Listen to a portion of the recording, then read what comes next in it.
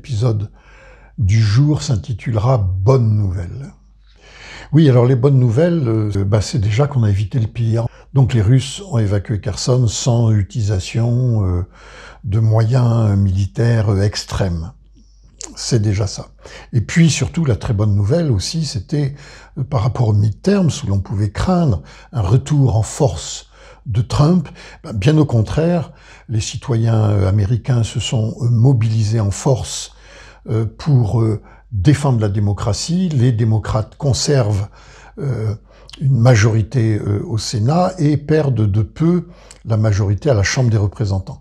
Alors ça, c'est très important, je le dis régulièrement, parce que les États-Unis ont une puissance militaire, économique et financière qui guide un peu, et l'Occident, la France en particulier, on est quand même bien, comment dirais-je, au service, ou en tout cas aligné sur les normes que fixent les Américains. Donc ça, c'est une très bonne nouvelle.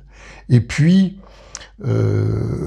autre bonne nouvelle, si vous voulez, pour moi, c'est ce sentiment que concernant la question climatique et l'éclairage que la question climatique apporte sur les affaires du monde, il y a quelque chose d'enclenché qui est inarrêtable. On sait qu'il suffirait de 15-20% de personnes convaincues, décidées, pour que les choses basculent.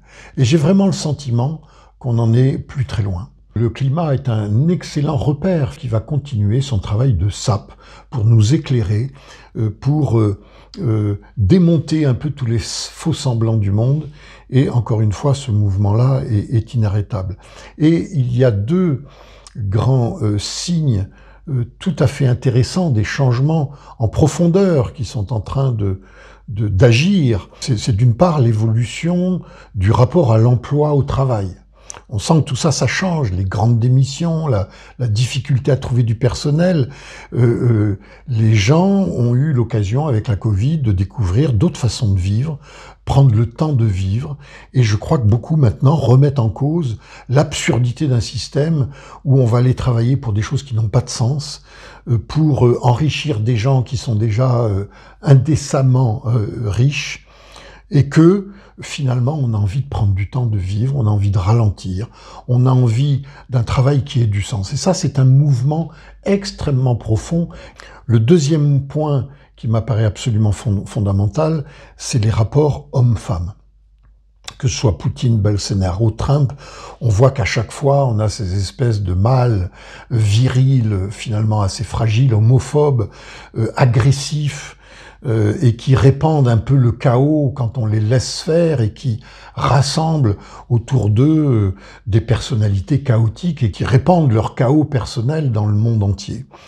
Et donc, le combat pour les femmes, alors qui prend à la fois la forme de la résistance en Iran, pour l'instant résistance compliquée en Afghanistan, mais qui encourage finalement un mouvement des femmes.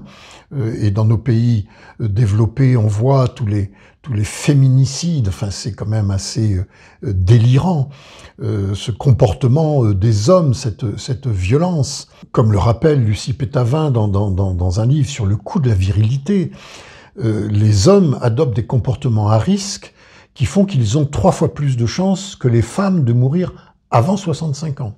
Et surtout qu'ils constituent 90% des condamnés, 96% de la population carcérale, 86% des auteurs de meurtres, 84% des auteurs d'accidents routiers mortels. Là, on voit bien que au cœur des difficultés que l'on vit, il y a cette espèce d'esprit viril à la con, faut le dire comme ça, voilà, de vouloir être plus fort, de compétition, de se battre, de défendre un côté où on domine les choses, de vouloir dominer le monde.